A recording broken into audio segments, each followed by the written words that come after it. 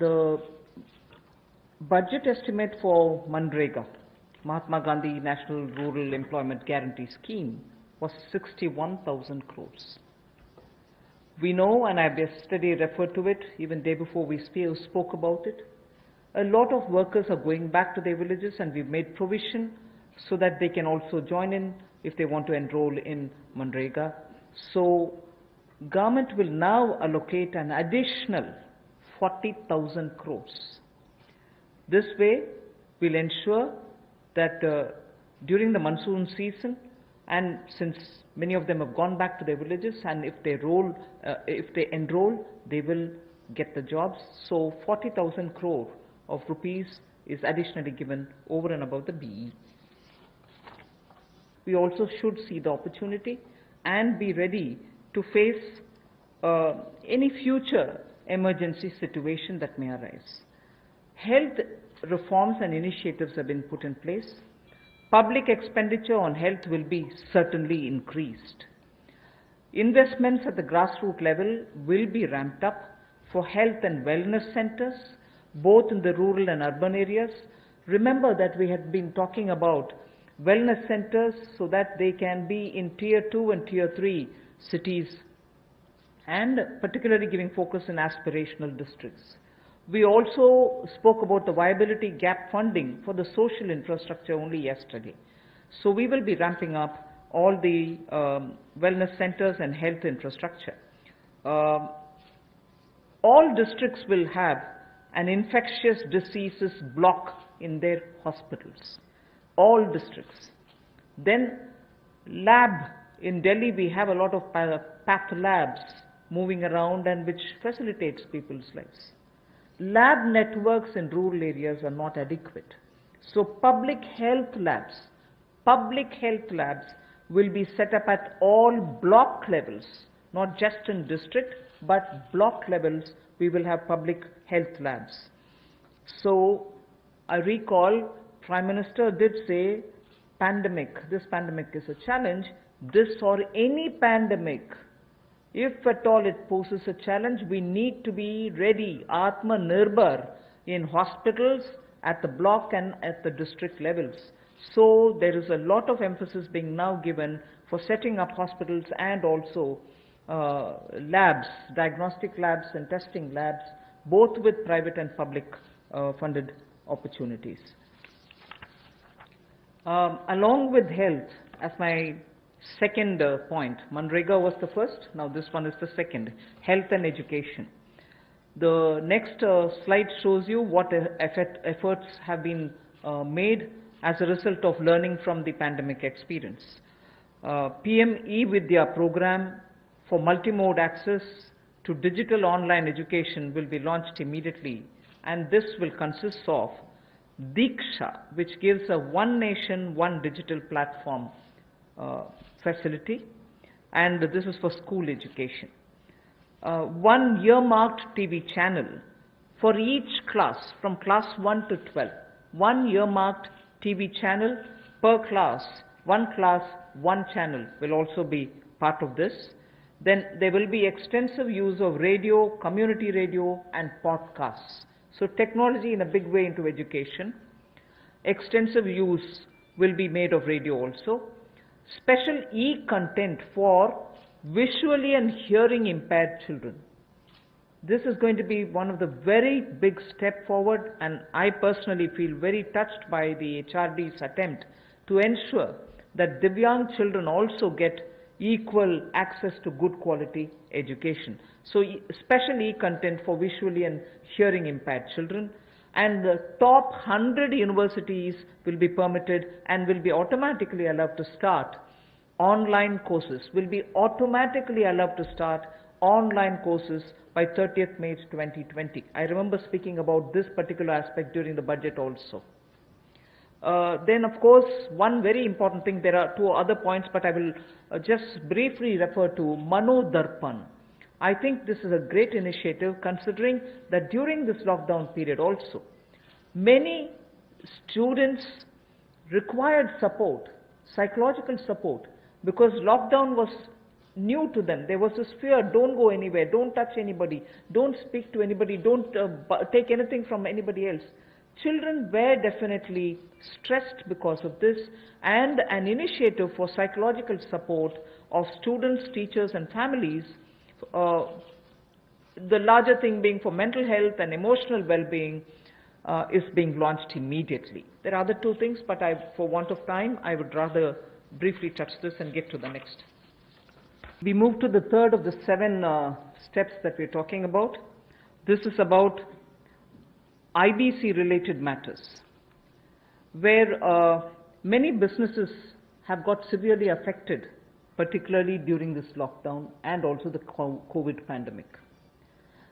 Debts related to COVID shall be excluded from default under the IBC.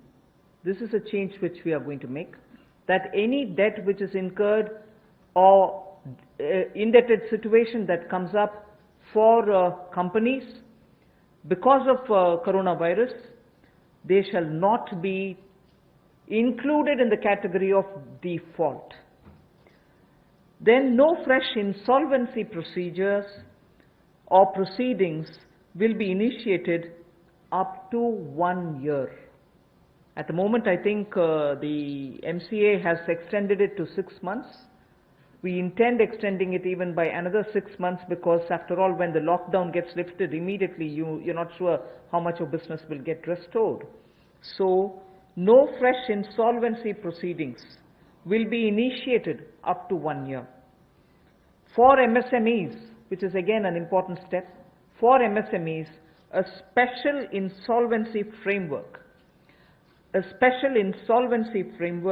will be notified under Section 240A of the IBC. One other thing which will benefit the MSMEs is the minimum threshold to initiate insolvency proceedings is now raised to 1 crore from 1 lakh, which will therefore insulate the MSMEs. This is a major step forward, and in all probability we'll be going through an ordinance. Am I right, Secretary? An ordinance to achieve this goal immediately. Of course, we'll go back to the Parliament once the Parliament commences to have it passed as an act. This is related matter, but related specifically to the Companies Acts and the related defaults. That's the next slide. Just prior to the lockdown, we had announced that we shall extend all the compliance deadlines. This form has to be filled up by this deadline, you have to do this compliance by so-and-so deadline. All of them were extended, and so that procedural defaults don't take place. Technical or procedural defaults was one thing which people were afraid of if we hadn't extended the compliance date. So now what we are trying to do is decriminalize most of the sections in Companies Act where you have violations which are technical and procedural nature. So we want to decriminalize all of them. Then compoundable offences where there are, they can now be tried under internal adjudicating mechanism, and this way, one, it becomes simpler, it can be sorted out at the local, the local internal adjudicating mechanism route rather than go to the courts. This will help us decongest the courts. The declogging is absolutely important for the criminal courts and for the NCLT. So amendments will now enable us to achieve all this. An ordinance again will have to be brought in for this. 7 compoundable offences altogether will be dropped, and 5 will be dealt with under alternative framework.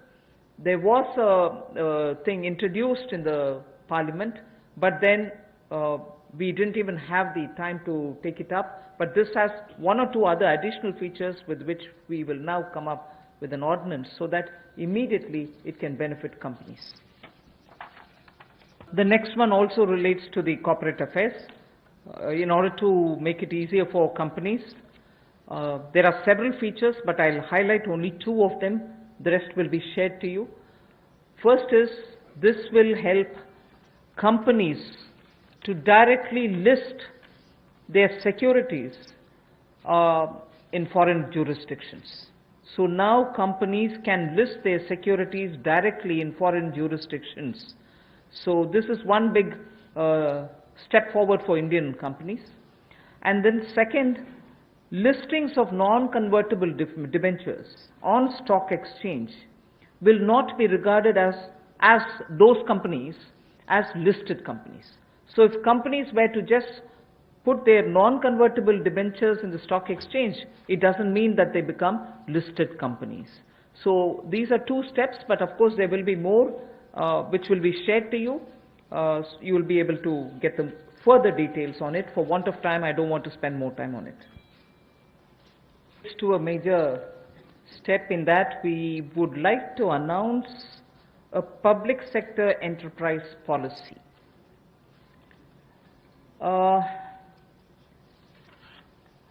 An Atmanirbhar Bharat needs a coherent policy. All sectors will be open to private sectors also.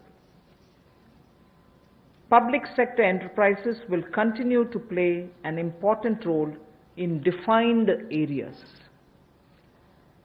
We need a coherent policy because sometimes you opened up some sectors in piecemeal. This sector is open but not that. That sector has always been with public sector, it shall be with public sector. It's never available for others. So we are coming up with a coherent policy wherein private sector will be allowed to participate in every sector available, but of course public sector will continue, and they will continue to play a very critical role. And public sector, when I say public sector, I mean public sector enterprises. Public sector enterprises will continue to play a very important role, and we shall now define the areas in which their presence will be impactfully felt.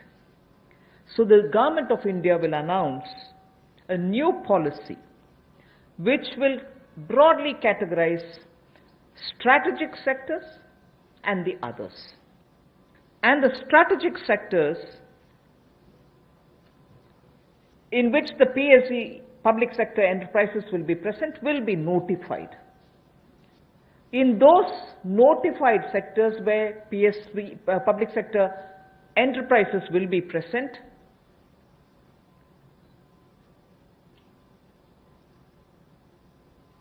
at least one public sector enterprise will be present. In those sectors which get notified as where you'll find the public sector enterprises, at least one public sector enterprise will be present, whilst private will also be allowed to play their role in it. However, in those sectors which get notified as strategic sectors in which public sector enterprises will be present, only 1, 2, 3 or 4 public sector enterprises will be present. In the sense, not more than 4 public sector enterprises will be there in that strategic sector notified for the presence of public sector enterprises. So if a sector is notified, and in that if there are 10 public sector enterprises, either they will be merged together or they will be brought together in such a way that they are only 4 or lesser. So there won't be mushrooming public sector enterprises in those notified strategic sectors. So in the notified strategic sectors, definitely public sector undertakings or enterprises will be present, but private sector will also come in. But imagine a particular sector which is notified as strategic. If there are too many public sector enterprises, they will either be brought together to form bigger public sector enterprises, and in that process we will not have more than 4 of them. They can be lesser than 4, but not beyond 4 public sector enterprises in those notified strategic area.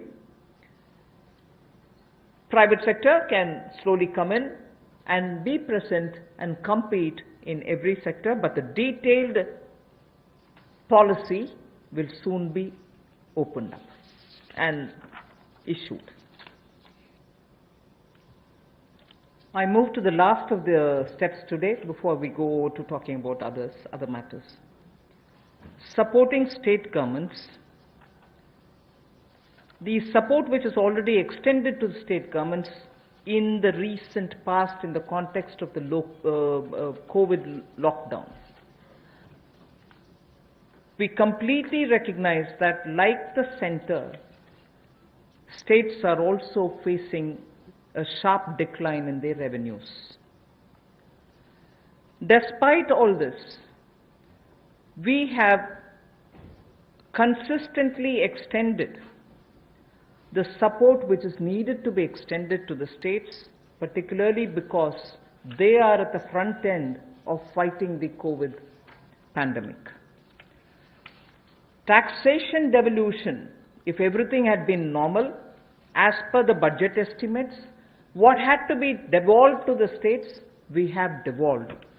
46,038 crores was devolved in April, which is based on the calculation provided in the budget, based on the BE, and that devolution happened as though everything is normal, as was presented in the budget.